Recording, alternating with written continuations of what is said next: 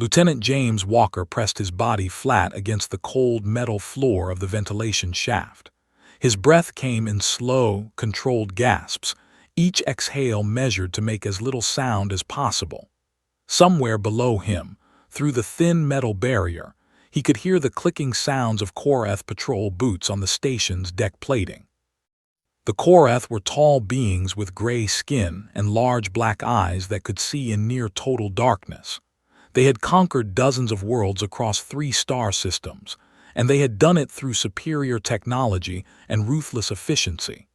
Their space station, called the Nexus, floated at the edge of their empire like a massive spider sitting in the center of its web. James had been inside the Nexus for 6 days now. His mission was simple in description, but nearly impossible in execution. Gather intelligence on Korath fleet movements and return to Earth space with the information. The survival of humanity's frontier colonies depended on what he could learn here. The clicking sounds faded as the patrol moved on. James counted to 60 before he allowed himself to move again. He crawled forward through the shaft, using his elbows and knees to push himself along. His black infiltration suit was designed to absorb heat and mask his body temperature from sensors. It had worked so far, but he knew the Korath were getting suspicious. 3 days ago, they had found one of his sensor taps in the communications hub. 2 days ago, they had discovered that someone had accessed their tactical database. Yesterday, they had doubled their patrols and brought in hunting beasts called scriks, creatures that could track prey by the electrical signals given off by living brains. James reached a junction in the shaft and pulled out his small display screen. The map he had memorized showed that the central intelligence hub was just 200 meters ahead. That was where the Korath kept their most secret information, including the deployment schedules for their invasion fleet. Back on Earth, Admiral Chen had been very clear about the importance of this mission. The Korath had destroyed the colony on New Haven 3 months ago. 30,000 humans had died in a single day when the Korath fleet appeared in orbit and began its bombardment. The only survivors were those who had been in the underground mining tunnels. "We need to know where they will strike next," the Admiral had said. "If we can get ahead of them, we might be able to evacuate our people before the attacks come. You are our best scout, Lieutenant. Earth is counting on you." James had accepted the mission without hesitation. He had lost friends on New Haven. His sister's husband had been among the dead. The thought of more colonies suffering the same fate was something he could not accept. He continued forward through the shaft. The metal around him began to feel warmer, which told him he was getting close to the station's core systems. The Korath generated enormous amounts of heat with their computers, and the ventilation network had been designed to carry that heat away. A soft alarm began to pulse somewhere in the distance. James froze. Had they detected him? He waited, hardly breathing, as the alarm continued its slow rhythm. After a moment, he heard announcements being made over the station's communication system. His translator implant converted the Korath language into English. "All personnel, report to duty stations. Security sweep commencing in Sector 7. Sector 7 was on the other side of the station. James allowed himself a small sigh of relief. They were looking for him, but they were looking in the wrong place. He had been careful to leave false trails, small clues that suggested he had gone in one direction while he actually traveled in another. He reached the access point above the intelligence hub and carefully removed the grating. Below him was a room filled with holographic displays and data terminals. 3 Korath technicians sat at their stations, their long fingers moving across control surfaces that glowed with soft blue light. James studied the room's layout. There were 2 doors, one leading to the main corridor and another leading to a storage area. Security cameras covered most of the floor space, but there was a blind spot near the far wall where the network interface terminal was located. That terminal was his target. He would have to wait for the right moment. The Korath technicians worked in shifts, and there would be a brief period during the shift change when the room would be empty. According to the schedule he had observed, that moment would come in approximately 2 hours. James settled into position and began his wait. Patience was one of the most important skills for a scout. The ability to remain still and silent for hours at a time had saved his life more than once. He let his mind drift to thoughts of home, to the green hills of the farm where he had grown up, to the sound of his mother's laughter and the smell of fresh bread baking in the kitchen. Those memories felt very far away now. Earth itself felt far away, a tiny blue dot lost somewhere in the vast darkness of space. But James knew that everything he did here was for that distant world and the billions of people who lived there. The hours passed slowly. James watched the technicians work, noting their patterns and movements. He observed which displays they checked most often and which areas of the room they avoided. Every piece of information, no matter how small, could be useful. Finally, the shift change arrived. A chime sounded and the 3 technicians rose from their stations. They spoke briefly to each other in their clicking language, then walked toward the main door. James counted the seconds as they left the room. The door slid shut behind them. He had maybe 3 minutes before the new shift arrived. James dropped silently from the ventilation shaft and landed in a crouch. He moved quickly across the room, staying in the camera blind spots he had identified. His soft-soled boots made no sound on the metal floor. He reached the network terminal and pulled out his data extraction device. It was a piece of human technology that could interface with almost any computer system, including Korath ones. James connected it to the terminal and began the download. The display on his device showed the progress. 10%, 20%. The data was flowing faster than he had expected. 30%, 40%. James heard footsteps in the corridor outside. They were coming early, 50%, 60%. The footsteps were getting closer. 70%, 80%. The door began to open. 90%. James pulled the device free and threw himself behind an equipment cabinet just as the new shift of technicians entered the room. He pressed himself against the wall, hidden in the shadows. The technicians walked to their stations without looking in his direction. James held his breath as one of them passed within arm's reach of his hiding spot. The technician stopped. Its large black eyes seemed to stare directly at James. For one terrible moment, he was certain that he had been discovered. Then the technician turned away and continued to its station. James waited until all 3 technicians were seated and focused on their work. Then, moving with painful slowness, he made his way back to the ventilation grating. He pulled himself up into the shaft and replaced the cover. He had the data. Now he just had to get off this station alive. James moved through the ventilation system with renewed purpose. The data chip in his pocket felt heavier than its tiny size would suggest. It contained information that could save thousands of human lives, perhaps hundreds of thousands. But none of that mattered if he could not deliver it to Earth. His escape route was planned carefully. The Nexus had a maintenance section where small repair pods were kept. These pods were used by Korath technicians to fix damage on the station's outer hull. James intended to steal one of these pods and use it to reach his hidden ship, which was floating in the debris field about 50 kilometers from the station. The plan had seemed simple when he had first devised it. Now, with Korath security on high alert and Strix hunting beasts roaming the corridors, it felt much more dangerous. But there was no other way. He had to try. He reached a junction in the shaft and paused to check his map. The maintenance section was still a long way off, on the opposite side of the station. He would have to cross through several high-traffic areas to get there.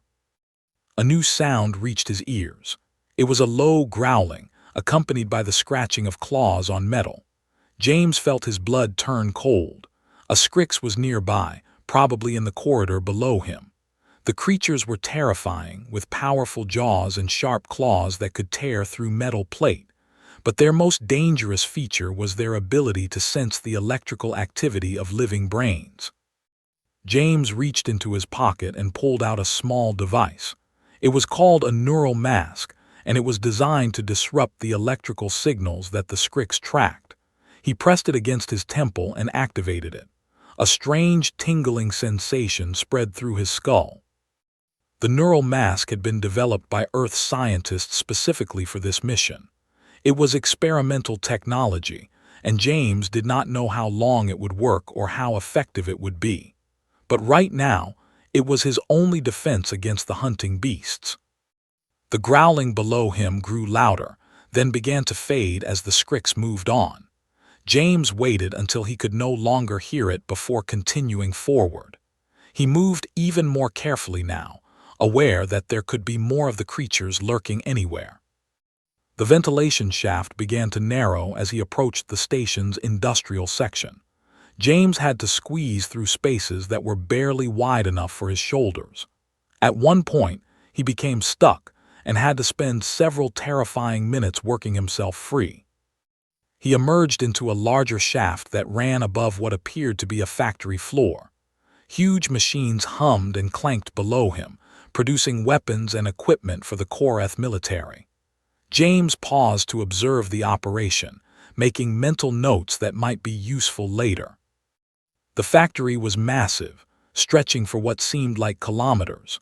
Hundreds of Koreth workers moved among the machines, performing tasks with mechanical efficiency. James had heard that the Koreth were bred for specific jobs, their genetics modified to make them perfect for whatever role they were assigned. These factory workers probably could not do anything else. He continued through the shaft, passing over the factory and into the section beyond. The map showed that the maintenance area was now just a few hundred meters away. James allowed himself to feel a small measure of hope. He was going to make it. Then the alarm started. It was a different alarm than before, louder and more urgent. The announcements that followed made James's heart sink. Intruder detected in Sector 12. All security units converge. Seal all exits. Deploy Scrix packs to ventilation access points. Sector 12 was exactly where he was. They had found him somehow. Perhaps the neural mask had failed, or perhaps he had triggered a sensor he had not known about. The reason did not matter now. What mattered was survival. James began to move faster, abandoning stealth for speed. He could hear the sounds of pursuit behind him now, the clicking of Koreth boots and the growling of Scrix. They were coming from multiple directions, trying to cut off his escape routes. He reached a vertical shaft and began to climb downward. His arms burned with the effort, but he did not slow down. Below him, he could see a grating that led to a corridor. It was the fastest way to the maintenance section. James dropped through the grating and landed in a crouch. Two Koreth guards stood at the end of the corridor, their weapons raised. They fired immediately, energy bolts crackling past James's head as he threw himself behind a support pillar. He pulled out his own weapon, a compact pulse pistol that had been hidden in his suit. It was a last resort, something he had hoped he would not need to use. Stealth was always preferable to combat, but he had no choice now. James fired two quick shots around the pillar. One of the guards fell, hit in the chest. The other dove for cover and returned fire. Energy bolts slammed into the pillar, sending sparks flying. He could not stay here. More guards would arrive soon, along with the Scrix. James counted to 3, then sprinted across the corridor toward a side passage. The remaining guard fired at him but missed. The side passage led to a storage room filled with crates and equipment. James ducked behind a stack of crates and tried to catch his breath. His lungs were burning, and his heart was pounding so hard he could feel it in his temples. He checked his map again. The maintenance section was still 100 meters away, through 2 more corridors and a security checkpoint. The odds of reaching it undetected were now 0. He would have to fight his way through. James took a deep breath and steadied himself. He had been in difficult situations before, though never quite as bad as this one. The training he had received back on Earth had prepared him for moments like this. He needed to stay calm and think clearly. He noticed a control panel on the wall nearby. It appeared to be connected to the station's environmental systems. An idea began to form in his mind. James moved to the panel and began to access it with his hacking tool. The Korath systems were complex, but human engineers had studied captured examples and developed methods to bypass their security. After a few tense seconds, he had control of the local environmental grid. He entered a series of commands that would vent the atmosphere in the corridors between him and the maintenance section. The Korath would have to seal the bulkheads to protect themselves, which would also block their pursuit. It was a risky move that would create a vacuum in his path, but his suit could handle short exposure to space. Warning alarms began to sound as the venting process started. James sealed his helmet and checked the air supply in his suit. He had about 20 minutes of breathable air. That should be enough. The bulkhead doors slammed shut behind him as he entered the depressurized section. The silence was sudden and complete. James could hear nothing except his own breathing inside his helmet. He began to run. The corridors ahead were empty, their usual occupants forced to retreat by the vacuum. James passed through them quickly, his boots making no sound in the airless environment. He reached the security checkpoint and found it abandoned, its guards having fled when the air vented. Finally, he reached the maintenance section. The repair pods were stored in a large bay, each one sitting in its own docking berth. James ran to the nearest pod and pulled open the hatch. He climbed inside and began the startup sequence. The pod systems came online one by one. James had studied these vessels during his preparation for the mission, and he knew their controls well enough to operate them. He sealed the hatch and pressurized the cabin, then released the docking clamps. The pod floated free of the station. James activated the thrusters and began to move away from the Nexus. Behind him, he could see lights flashing and hatches opening as the Korath realized what had happened. They would be coming after him soon. But James had a head start, and he knew exactly where he was going. His hidden ship was waiting in the debris field, its systems powered down to avoid detection. If he could reach it before the Korath caught up, he would have a chance. The pod's small thrusters pushed him through space toward the tumbling rocks and wreckage of the debris field. Behind him, the Nexus grew smaller but no less threatening.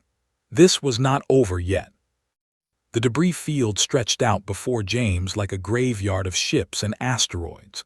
Chunks of metal and rock floated in the void, remnants of some ancient battle or natural collision that had occurred long before the Korath arrived in this system. It was the perfect place to hide a small ship.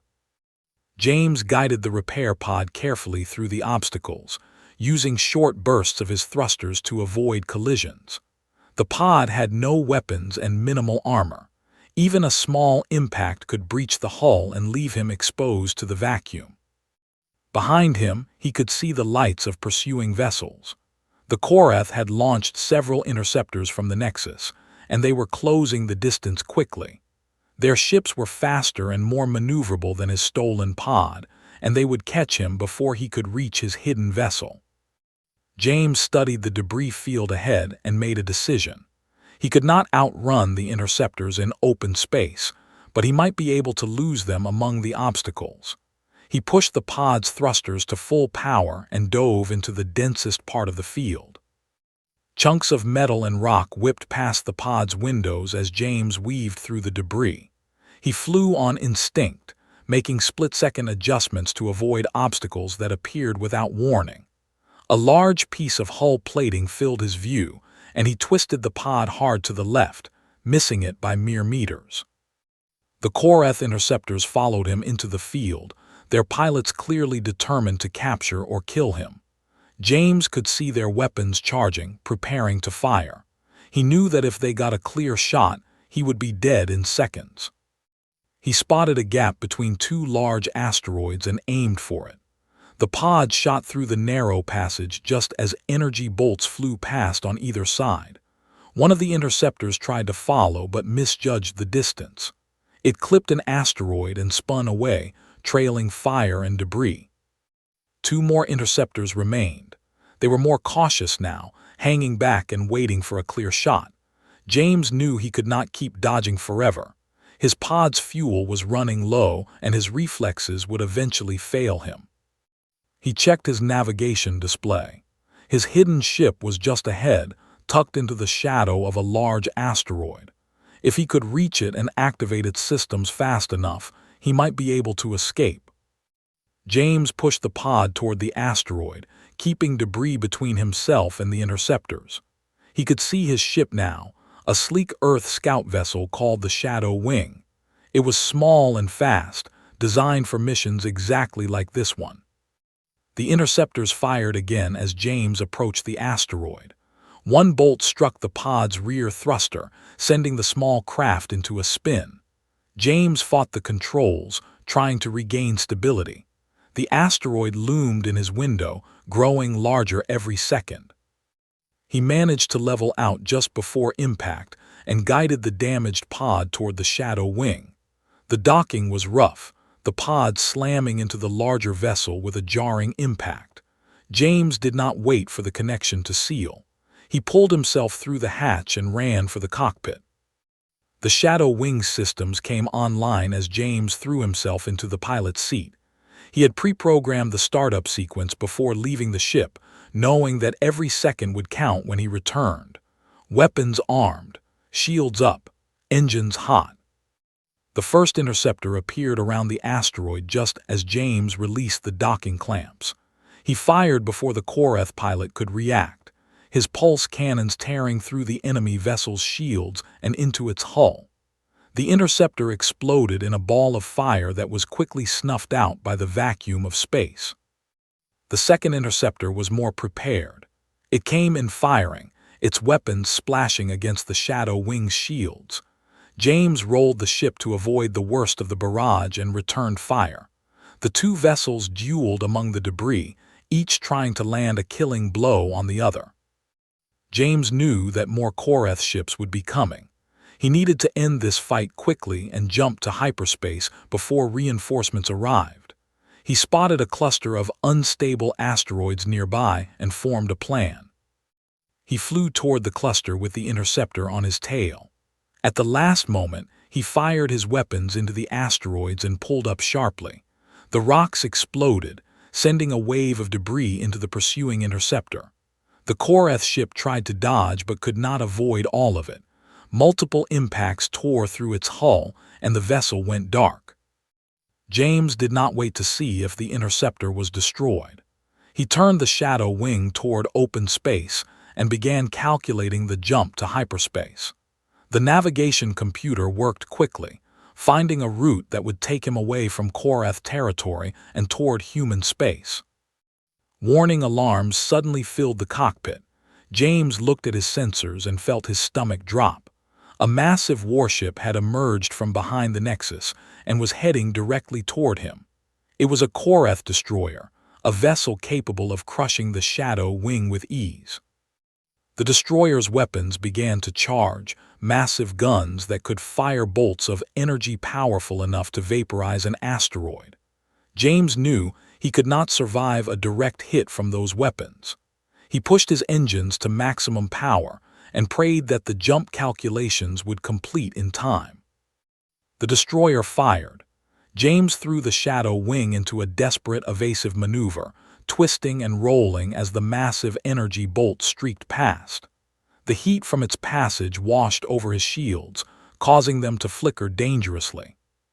"Jump ready," the navigation computer announced. James did not hesitate. He activated the hyperspace drive just as the destroyer fired again. The stars stretched into lines of light, and then he was gone, leaving the Korath behind in a flash of brilliant energy. The silence of hyperspace was a welcome relief after the chaos of the escape. James slumped back in his seat and allowed himself to breathe. He had done it. Against all odds, he had infiltrated the Nexus.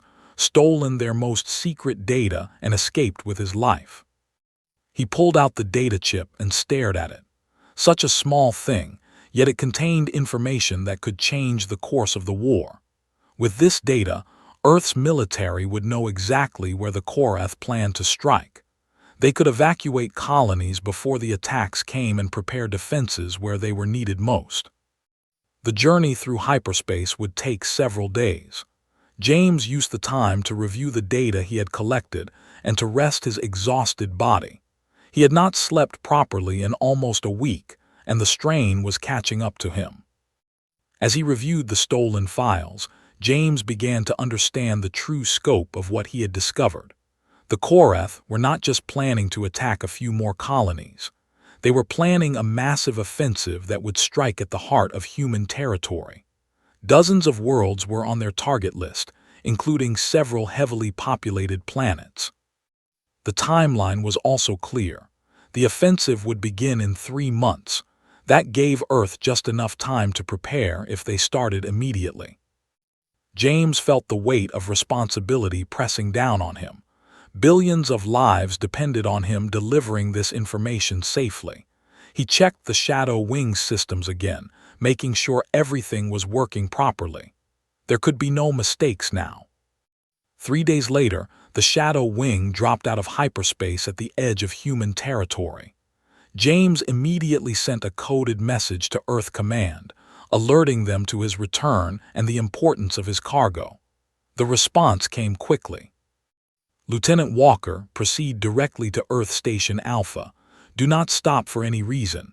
Priority clearance granted for all checkpoints. Admiral Chen sends his regards. James smiled slightly and set course for Earth. The hard part was over. Now it was time to deliver the goods. Earth Station Alpha was the largest military installation in the solar system. It orbited high above the planet, a massive structure of metal and glass that served as the headquarters for humanity's space forces. Thousands of personnel worked there around the clock, coordinating the defense of human territory against the Korath threat. James guided the Shadow Wing into the station's main docking bay, where a team of security officers was already waiting. He had expected this level of attention. The information he carried was too important to be handled casually. The hatch opened, and James stepped out onto the deck. He was immediately surrounded by the security team, who escorted him through the station's corridors at a brisk pace. They passed through multiple checkpoints, each one scanning him for weapons and verifying his identity. Finally, they reached a large briefing room.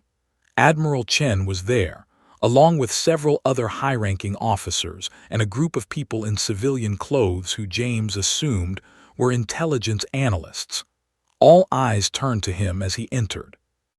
Admiral Chen stepped forward and clasped James's hand firmly.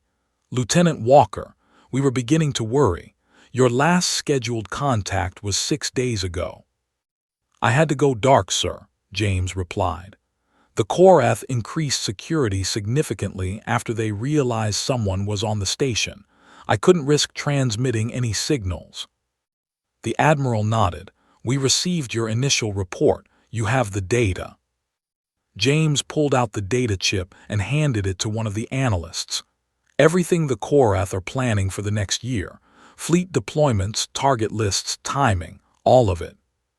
The analyst took the chip to a secure terminal and began the process of accessing its contents. The room fell silent as everyone watched the display screens, waiting for the data to appear. When it did, the reaction was immediate. Several officers cursed under their breath. One of the analysts let out a low whistle. Admiral Chen's face went pale.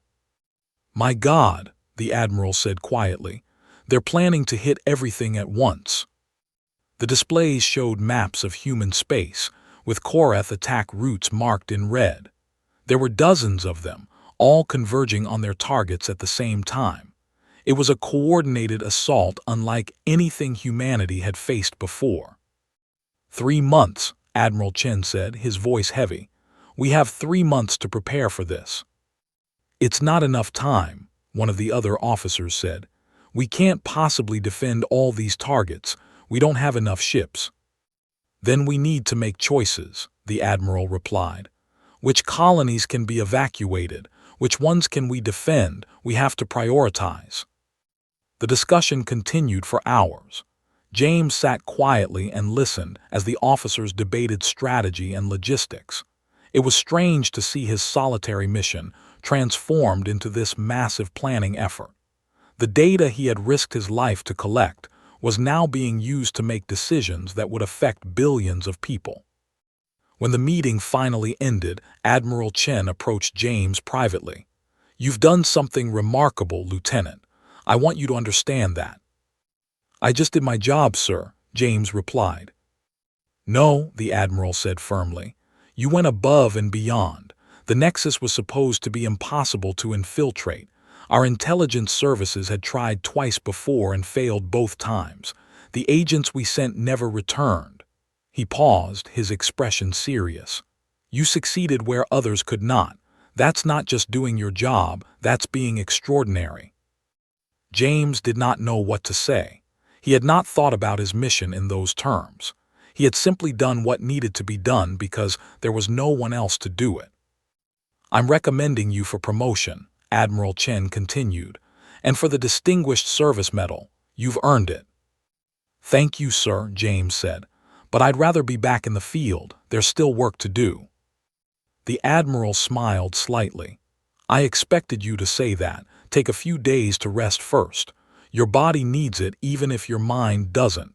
Then we'll talk about your next assignment." James spent the next week at a recovery facility on Earth. It was strange to be back on his home planet after so long in space. The blue sky and green trees seemed almost unreal after months of looking at nothing but metal walls and the blackness of the void. He visited his family's farm one afternoon. His parents were overjoyed to see him, though they could not know the details of where he had been or what he had done. They simply knew that their son had come home safely, and that was enough for them.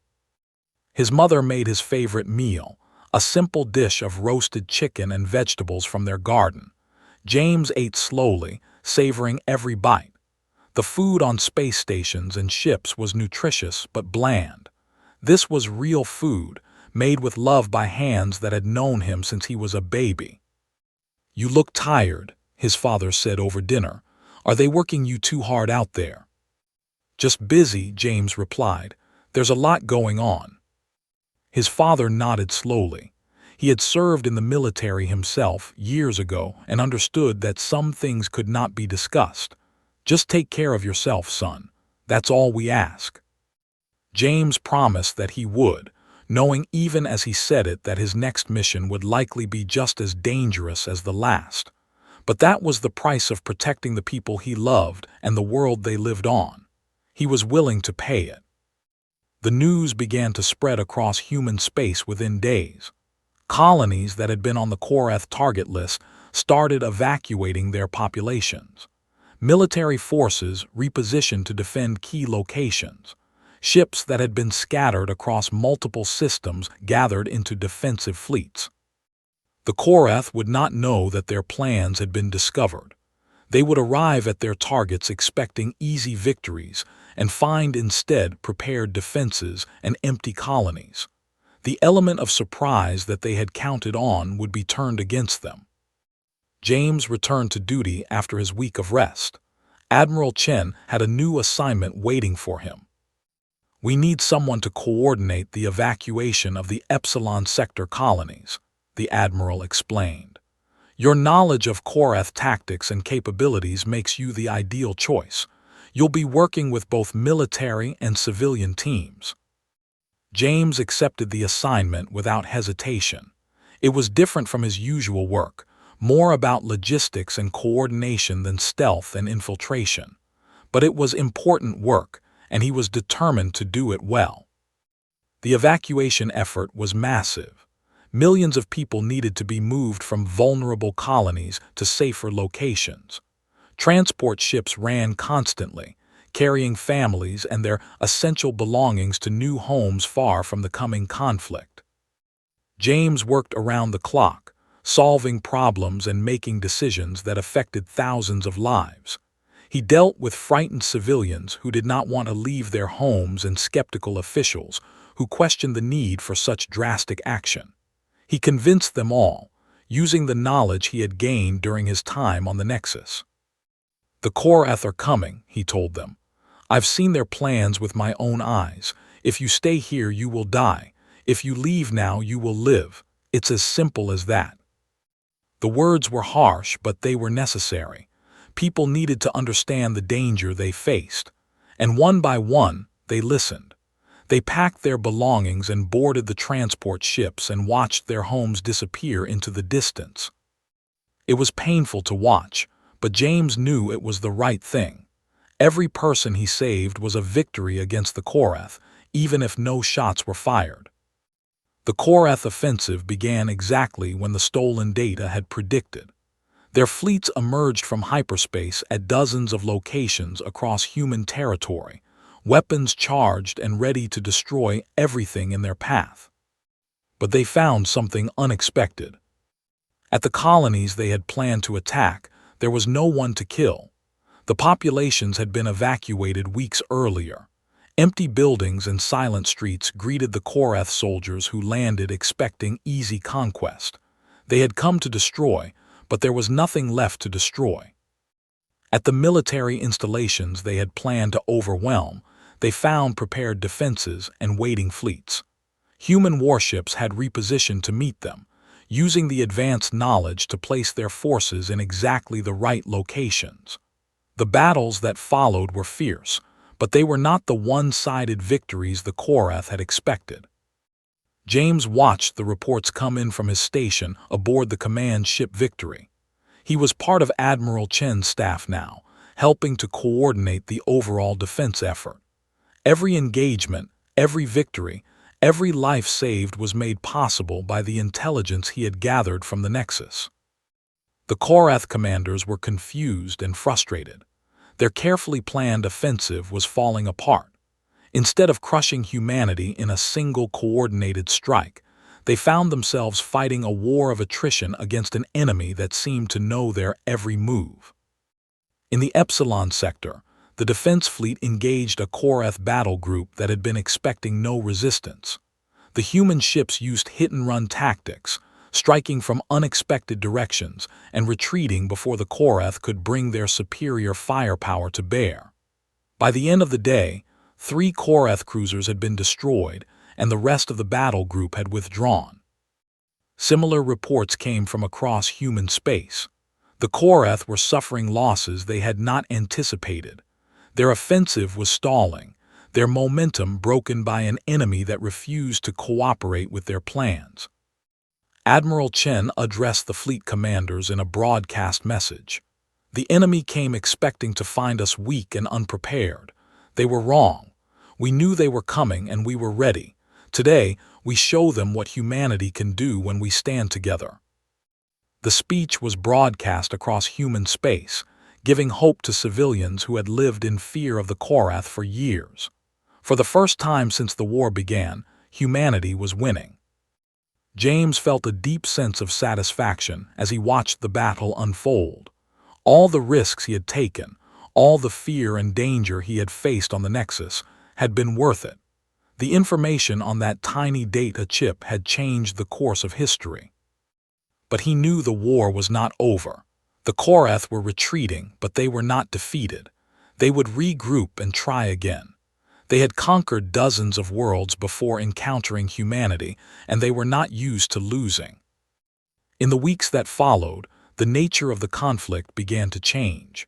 The Korath became more cautious, their commanders unwilling to commit their forces without knowing what defenses they would face.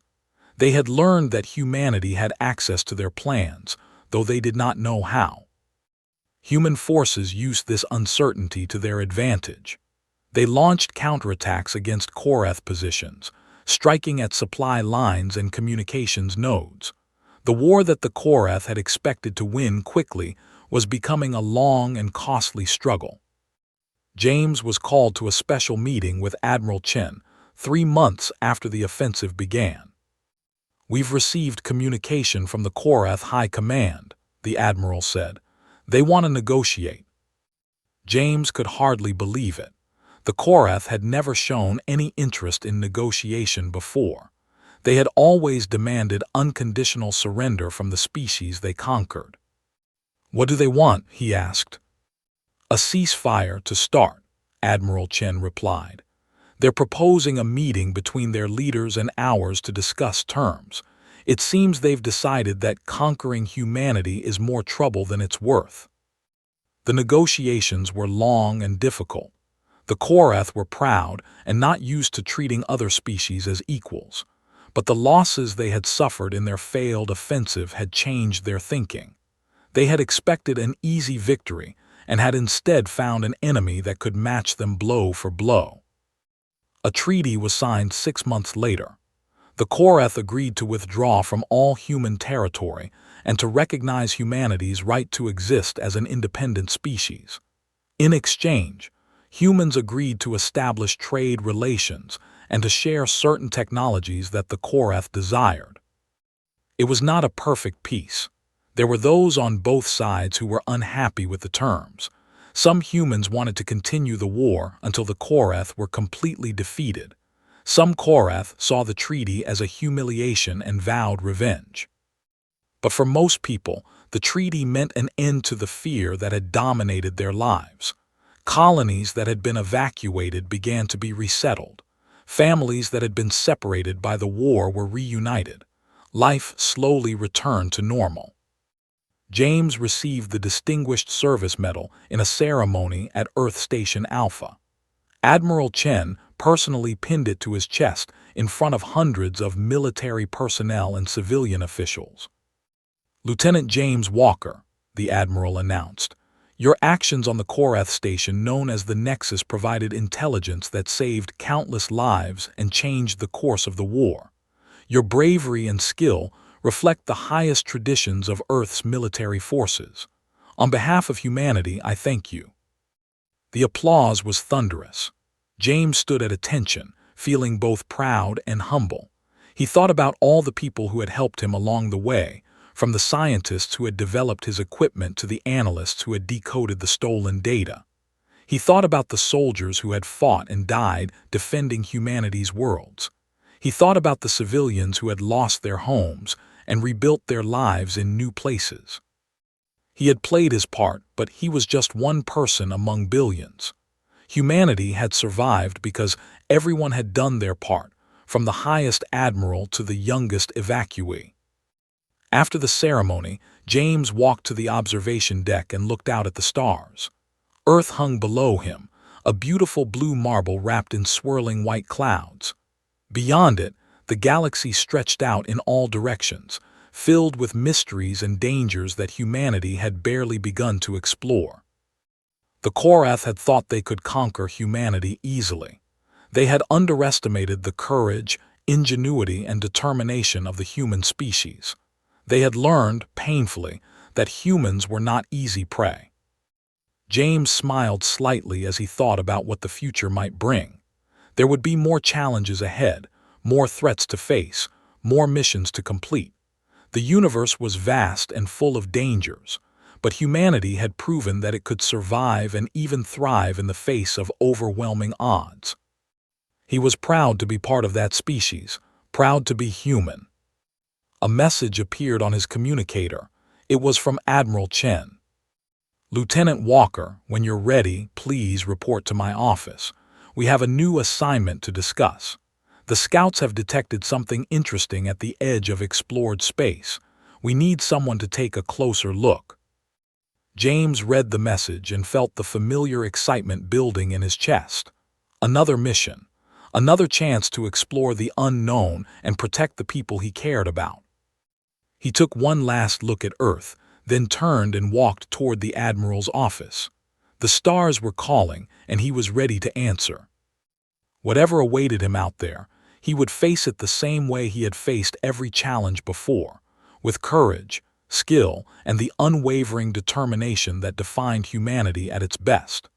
The Korath had learned what happened when they underestimated humans. Any other species that made the same mistake would learn the same lesson. Humanity was here to stay.